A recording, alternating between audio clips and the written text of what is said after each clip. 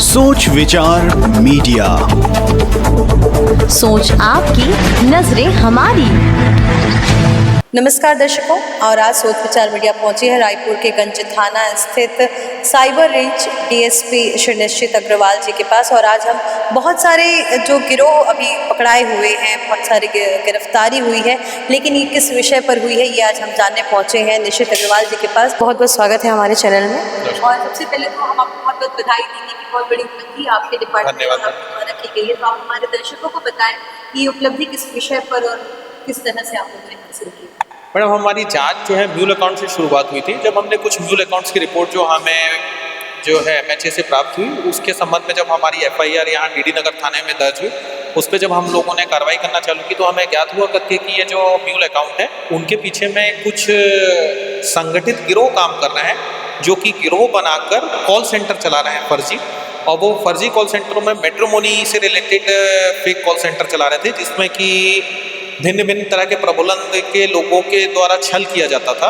वो छल में ऐसा था कि किसी भी महिला का किसी भी नाम से कोई भी फ़ोटो बनाकर उनको बोला जाता था कि इसका जो है रिश्ता आपको भेजा जा रहा है, और वो रिश्ते के नाम से उन लोगों से फिर पैसे मांगे जाते थे। जबकि इस तरह का ना ही कोई रिश्ता होता था, ना ही इस तरह की कोई महिला होती थी, ना ही वो शादी करने की इच्छुक होती थी।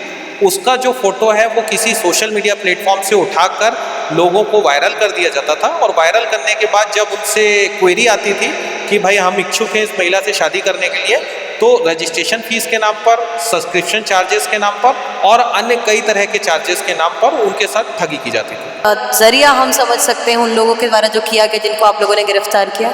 मैडम, उनके द्वारा ये एक अवैध जरिया है जिसको कि इस तरह से छल करके लोगों के साथ से ठगी कारित की जा रही थी। जी, क्योंकि इसके और भी कई मतलब निकाले जा सकते हैं, महिलाओं के जो फ़ोटो इस्तेमाल करना, और क्या उनके साथ भी कुछ गलत तरीके से पेश आया गया जिनकी फ़ोटो इस्तेमाल की गई थी, ऐसा कुछ आपकी जानकारी में आया?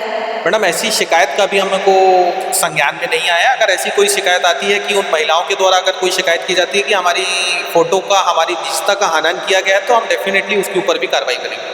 ऐसे कई सारे मामले आए दिन आते रहते हैं, साइबर मैसेजेस को लेकर के आते हैं, खाते से पैसे उड़ा लिए जाते हैं। तो इस तरीके के जो मैसेजेस है, इससे हम कैसे बच सकते हैं, या क्या क्या हमको सुरक्षा के तौर पर अपनाना चाहिए जिससे हम आम नागरिक ऐसे लोगों से बच कर रहें? मैडम, इसमें मुख्यतः हमको ये ध्यान रखना है, हमें किसी भी ऐसे कोई भी पैसे के प्रलोभन में नहीं आना। हमको अपनी एक मूल बात का हमेशा याद रखना है कि लालच बुरी बला है। हम लालच में आएंगे तो फंसेंगे। अगर हमें कोई चीज़ ऑनलाइन शॉपिंग वेबसाइट्स के माध्यम से बहुत कम दामों में मिल रही है, या कोई चीज़ हमें मुफ्त दे रहा है, या हमारी लॉटरी का कोई प्रलोभन दे रहा है, या फिर इंश्योरेंस रिन्यू कराने के नाम पर हमें कोई कॉल आ रहा है और उसमें ये बोल रहा है कि हम आपके चार्जेस कम करा देंगे, सिर्फ वो एक तरह का लालच है।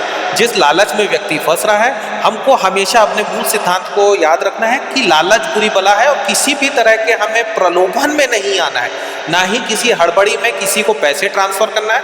हमको पैसे सिर्फ उन्हीं लोग को ट्रांसफ़र करना है जिनको हम जानते हैं। जिनको हम नहीं जानते हैं, जो कि वर्चुअली हमसे सोशल मीडिया के थ्रू मिल रहे हैं, हमको उनके छलावे में नहीं आना है, ना ही उनके अकाउंट में हमको कोई लेन देन करना है। जी, तो जो ऑनलाइन लेन देन करते समय ग्राहकों को किन बातों का विशेष ध्यान रखना चाहिए?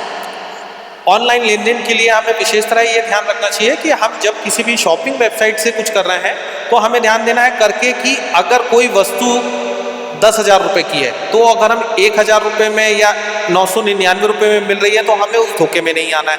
और हमको ये ध्यान रखना है कि हमको केवल उन्हीं वेबसाइट से खरीदी करना है जो कि पहले से नोन वेबसाइट है, या कि नई वेबसाइट आएगी, आप उसको जानने का कोई तरीका नहीं है करके कि वो वेबसाइट सही है कि नहीं है, और उसमें जो ट्रांजैक्शन किए गए पैसे हैं उसके बाद में वो सामान डिलीवर होगा कि नहीं होगा, या फिर कैश ऑन डिलीवरी में आप कोई भी सामान ले सकते हैं। तो क्या आप लोगों के डिपार्टमेंट के द्वारा क्या कोई जागरूकता अभियान चलाया जा रहा है ताकि लोग और अवेयर हो सके? हमारे साइबर क्राइम सेक्शन के द्वारा निरंतर ही इस तरह के अभियान जो है चलाए जा रहे हैं जनता में, जिससे कि जन जागरूकता हो सके और लोगों को अवेयरनेस की जा सके। जी, और तुरंत कार्रवाई अगर करनी, जैसे आज ही मेरे खाते से पैसे उड़ गए और तुरंत पर मुझे दिमाग भी काम नहीं करता, तो ऐसे में लोगों को क्या अपनाना चाहिए? तुरंत कार्रवाई में वो क्या कर सकते हैं? जैसे तुरंत कार्रवाई में हमारा जो भी अकाउंट है जिससे यदि पैसे गए हैं, तो हमको ये ध्यान रखना है कि कस्टमर केयर नंबर जब कभी भी हमको लेना है तो कस्टमर केयर नंबर को हमें गूगल से सर्च करके नहीं लेना है। ये सबसे बेसिक बात है जो हम बताएंगे। गूगल से जब कभी भी आप कस्टमर केयर नंबर लेंगे तो आपके साथ पुनः से फ्रॉड हो जाएगा, तो हमें उससे बचना है। बचने के बाद हमारा एटीएम कार्ड जो है उसके पीछे छोटे छोटे अक्षरों में टोल फ्री नंबर दिया रहता है, उस पर कॉल करके अपने अकाउंट को संरक्षित कराना है। साथ ही 1930 जो कि सेंट्रलाइज्ड टोल फ्री नंबर है, जिसमें कोई भी प्रार्थी चाहकर अपना कॉल कर सकता है और उसके साथ हुई ठगी के बारे में बता सकता है और अपनी शिकायत दर्ज कर सकता है। यदि किन्हीं परिस्थितियों से उस नंबर पर वो कॉल नहीं कर पा रहा है तो वो स्वयं www.cybercrime.gov.in वाली वेबसाइट पर जाए और जो भी उसकी परेशानी है, जो भी उसकी शिकायत है, जो भी उसका पैसा किसी अन्य अकाउंट में चला गया है या उसके साथ धोखाधड़ी या ठगी कारित की गई है, उसकी वो उस पर कंप्लेंट तक दर्ज कर सकता है। साइबर अपराधियों द्वारा उपयोग की जाने वाली, क्योंकि कुछ नई तकनीक भी आ गई, क्योंकि हम लोग भी आज जागरूक हो चुके कि ऐसी चीज़ों को हमको नहीं ध्यान देना है, तो क्या उनके द्वारा कुछ नई टेक्निक इस्तेमाल की जा रही है इस पर हमारी जनता को जागरूक करने के लिए? आज के समय में जैसे जैसे पुलिस एडवांस कर रही है, ये साइबर अपराधी नित नए तरीके अपनाकर लोगों से ठगी कारित के तरीके ढूंढते जा रहे हैं। इसी क्रम में जो है आजकल APK फाइल भेजकर लोगों के मोबाइल हैक कर लिए जाते हैं। जैसे ही वो मोबाइल फ़ोन हैक होता है तो उसके द्वारा जितने भी कॉन्टैक्ट लिस्ट होते हैं सभी में वो APK भेज दी जाती है और बोला जाता है कि आप उसको डाउनलोड कर लें। तो हमें बेसिक यह ध्यान देना है कि हमें किसी भी APK फाइल जो कि एंड्रॉयड एप्लीकेशन है जिसको इंस्टॉल करने से हमारा मोबाइल हैक हो जाता है, हमें ऐसे किसी भी APK को अपने मोबाइल पर इंस्टॉल नहीं करना है।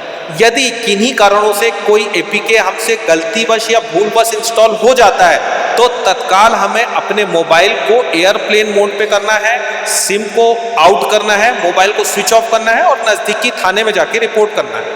और साइबर सुरक्षा के संबंधित जो विद्यार्थी है इस विषय में और पढ़ना चाह रहे हैं तो उसके लिए क्या रास्ते हैं? साइबर सुरक्षा के विषय में मैडम आजकल नित नए कोर्स हो रहे हैं, आप ऑनलाइन देख सकते हैं उसमें यूनिवर्सिटी वगैरह में। बाकी महिलाएं के लिए मैं यह बोलूँगा कि जैसे जैसे AI एडवांस कर रहा है, आपको ये विशेषकर ध्यान देना है कि हमें अपने फ़ोटो की प्राइवेसी की सेटिंग्स बहुत हाई करना है, जिससे कि हमारे जो निजी फ़ोटो हैं या व्यक्तिगत फ़ोटो हैं वो कहीं वायरल ना हो। और यदि हम किसी को कोई फ़ोटो भेजते भी हैं तो हमें ये ध्यान रखना है कि हमें हाई रिजोल्यूशन फ़ोटो किसी को नहीं देना है। हाई रिजोल्यूशन फ़ोटो का AI के द्वारा बहुत अच्छा उपयोग करके उसको मॉर्फ किया जा सकता है, जिससे बचने के लिए हमें कम रिजोल्यूशन, कम पिक्सल वाला यदि हम उसको फ़ोटो भेजेंगे तो उसको मॉर्फ करना बहुत कठिन होता है और जैसे ही उसमें मॉर्फिंग होती है तो वो पिक्सल उसके डिस्ट्रैक्ट हो जाते हैं, डिस्टॉर्ट हो जाते हैं। डिस्टॉर्ट होने के बाद वो उपयोगी नहीं रहते। बहुत बहुत धन्यवाद सर कि आपने न केवल हमें समय दिया बल्कि ऐसे ऐसे बातों को आपने सामने रखा जो जनता अगर जान लेती है तो वो बहुत सारे खतरों से बच सकती है।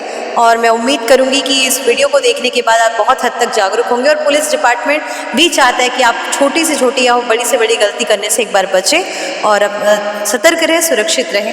धन्यवाद। ऐसी खबरों के लिए बने रहिए हमारे साथ सोच विचार मीडिया में। नमस्कार।